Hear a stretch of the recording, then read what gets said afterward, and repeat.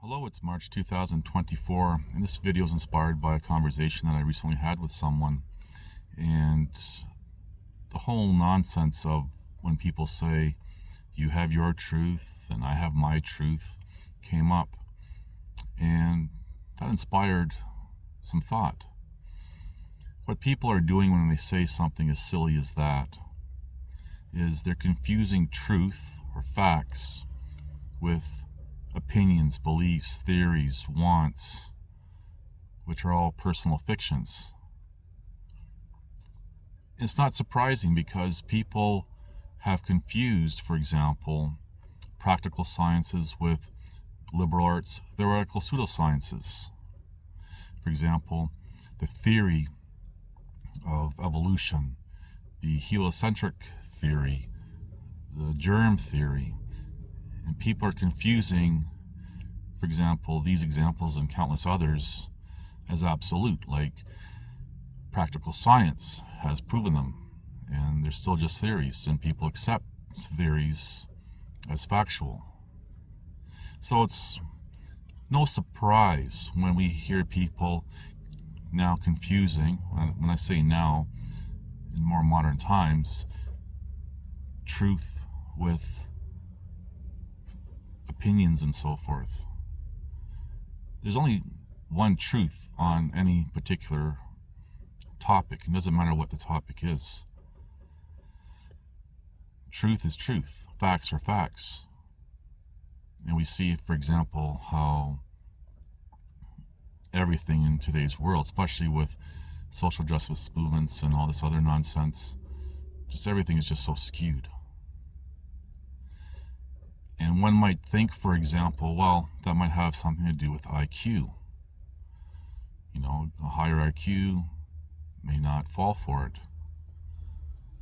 So when it comes to IQ, for example, according to studies, nothing I'm saying is sharing a personal fiction of mine, the average Caucasian has an IQ of, say, 100.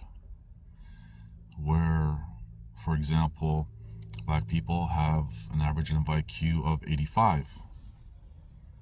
Does that mean one's better than the other? One's lesser than the other? No. The Asians have higher IQ than Caucasian people. And there's a small group that are Caucasian, but they have even higher IQs than Asians. Now, one might think, well, those people are better. Well, we got to stop and think about this for a moment. Because what is better? And this ties into a video I did many years ago about when beta types and omega types are in positions of authority and they encounter an alpha type. And it could be any type of position of authority. But I'll get to that in a moment. So going back to IQs and, being better as a standard. In today's world, for example, sure, people with higher IQs can get, for example, careers or even jobs in well-paying positions, or they might go into the financial world, and because they might have a higher IQ, they succeed and have wealth. But you have to remember, this is a very modern thing that's taking place with this IQ thing. You go back 50 or 100 years where that wasn't necessarily a benefit. You may have a decent job or career, but you definitely weren't becoming wealthy. But you look at, for example, the Industrial Revolution time, what they call Industrial Revolution, or when we're doing agriculture primarily and everything else, you have people who can be strong physically and endure, go the endurance, work hard all day. We see that today even with trades and stuff like that. And there's a lot of respect that's not given to people who do trades, who are building things like buildings and bridges and roads and these things. And not to say that these people don't have intelligence, not at all. It's going to tie into with this whole alpha beta thing in a moment. But an IQ does not necessarily mean that someone by default is a beta type. Now you could say in, say, an IT environment, somebody who's really intelligent with computers and that type of technology, in that environment they would be a beta type. But doesn't mean they're a beta person, or alpha type. Doesn't mean that they're an alpha person. They're just an alpha in that particular career because they have those skill sets. And when you look at people's skill sets, different careers or jobs that they might do, they will succeed over others. No one's equal. And I've said this for many years. There's no group that's equal to anyone else. Everyone's different. And within each group, like for example, race, there's no equality. There's different levels of intelligence, physical strength, or endurance, or even looks. But this whole IQ thing is something that's new, and the people who have IQs will look down, they tend to look down, the intellectual types, on others who have lesser of an IQ, because that's their comfort zone. You take them outside that comfort zone, well, then they're uncomfortable. So what makes then an alpha type or a beta type? An alpha type is somebody who's well above average across the board. For example, with intelligence, physical strength, physical endurance, looks. And I'm just going to pause here for a moment because people are thinking looks. I mean, yeah, everyone has a different view on what looks are attractive, but that's not the point. And part of that is through social conditioning or social engineering, or even through time, and that's why we have different cultures having different traits for looks that are more appealing. But looks, doesn't matter what or where, looks would be above average in that culture, for example. So an alpha type would be someone above average across the board with everything, not just one thing. You can have, for example, someone who's very athletic, very good. They might be looked at as an alpha type, but they might be lacking with critical thinking skills, a knowledge base, having an extensive knowledge base, or what. They might not even be attractive. So to look at someone, one trait, and say, well, they're an alpha type, that's wrong. But here's something that's really important to consider.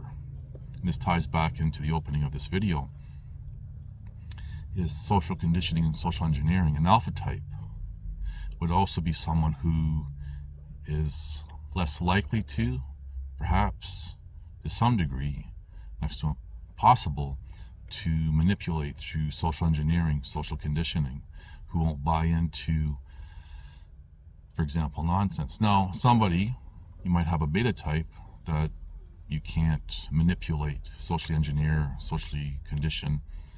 Doesn't make them an alpha, it just means that they have that particular trait. But an alpha type would be above average across the board, including that mental strength, not to be manipulated. And then when you have the betas and omega types, they would be average, perhaps even below average, or they might be above average in some things but below average in other things. whatever your combination is, those would be the beta and omega types. And I'm just going to revisit that old video that I talked about when beta types have to encounter alpha types when they're in a position of authority. And again, position of authority could be anything. It's not just, for example, police, whatever. It could be professors, teachers, doctors, nurses, anyone in the medical profession, education profession, even, for example, a CEO of a big corporation. And just because someone has achieved those positions doesn't make them an alpha type, obviously. But for whatever reason, they have these positions. And when they have to encounter someone who's the true alpha type, and there's something that it's something that you feel, that you just know, instinctually you know that this other person that, for example, you'll be engaging, you just know there's something about them that makes them superior or inferior. Just some instinct that's, as a descriptive, programmed into us at a genetic level. And when you have someone, a beta, and there's lots of them in various positions of authority, having to encounter someone in an alpha, a true alpha, they feel uncomfortable because they know, and I'm going to use this as a descriptive, the genetic hierarchy, the person that they're engaging is superior, I guess. And I'm using that as a very loose descriptive. And they feel uncomfortable. Now, in some situations, that could cause a lot of problems for someone. Again, I'm not picking on police, but it's the best example that everyone can relate to. You might have a beta police officer engaging an alpha type. The alpha type is doing everything in their power to, at least appear submissive, respecting the authority and all that other stuff. But that individual, in this example, police officer, is just being rubbed wrong because they're going against their instinctual feelings, and then things escalate. They start perceiving everything out of whack. And in fairness, for example, you can have the same thing at a hospital, where the staff at a hospital, whether it be doctor or nurse, and this is no dig against anyone, but they encounter someone who would be an alpha type, and they don't like it. They feel uncomfortable, and they may not have the same impact, say, as a police officer, but they can write in the reports nonsense or make some sort of conclusions and all this other stuff. And where you really see this danger is with the liberal arts theoretical pseudoscience of psychology, where you have these people making up everything and writing it down in an official report. That, unfortunately, the official report follows someone. So you can go, for example, to a hospital, a real hospital, and you might rub a doctor or a nurse wrong just because of your presence alone. And they'll write down in the report, this person is nuts or whatever, because they're putting in their own bias, their own feelings. Now, is any of this avoidable? Well, people are not robots. And then we start thinking, well, do we want robots and AI? No, we don't know. I might even go there. So, the whole idea with people saying your truth, my truth, and then through social conditioning, people who are, as a descriptive, immune to that to some degree. And I've said many times, most people may wake up to one or several things only to slumber in something else while slumbering in everything else. And to try to unpack this world that we live in takes a lot of time, dedication, and one's own natural abilities to be able to, for example, set aside their emotions. And these are just things I'm just trying to highlight to put life into perspective, because you may be someone going through life wondering, I'm just trying to think of how to describe this, because I'm compiling different conversations that I've had with people, but you just say, for example, have that feeling that people are resisting you, or they're not taking to you, or just don't like you, for example, as an extreme. And you're wondering why, what's wrong with me? It may not be anything wrong with you. The problem is with other people and how they're trying to cope. And we have everyone assuming that in today's world especially, well, we're all equal. Well, we're not equal. And this is why we have, for example, in any position of authority, education, people who shouldn't be in those positions obtain those positions because the standard is out the window. Completely gone. And we see more and more craziness being really pushed in today's world, and really being pushed to, for everyone to accept, well, this is normal, this is good, this is this whole diversity nonsense and everything else. So really that's what I want to highlight, that if you are somebody, and you, even among, for example, alpha types, there's a hierarchy. And there's a hierarchy among the beta and omega types. It's kind of like finding your place in the hierarchy. And we see this more so in, for example, even when I was going to public school, the kids going on the playground, kids wrestling, and like the boys would be wrestling and play fighting, or maybe even fighting, establishing their hierarchy, as primitive as it may be, but we're dealing with kids in public schools. But they're establishing their hierarchy and respect for each other, and you also learn who's smart kids and who are not, and everything else. And the girls had their own way to do things too. Women, even with girls, public schools, they deal more with gossip and everything else, and it's all how you handle it all. Whether you regardless if you win or lose, how do you handle it?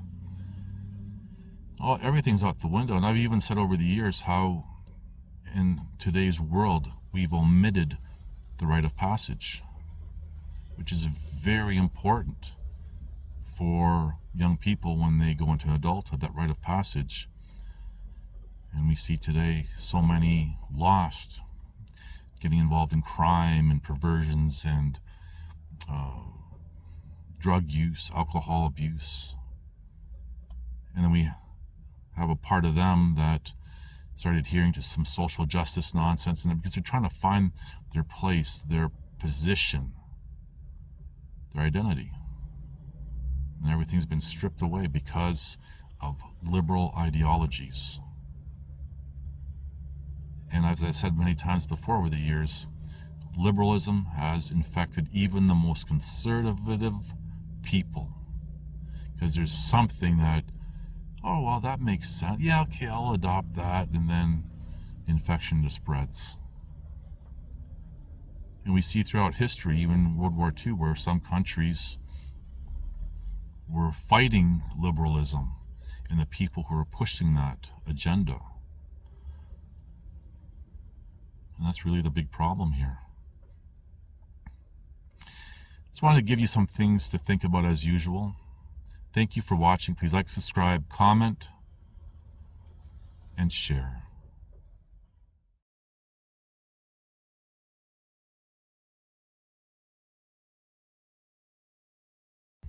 And I forget now what I was going to even talk about.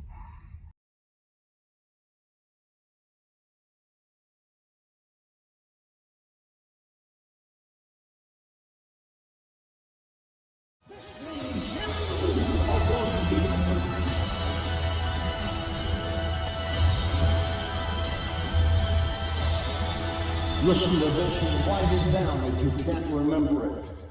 You're never going to outgrow warfare. You simply must learn to fight. I hear people saying to me, oh, when is it going to get easier? When you die.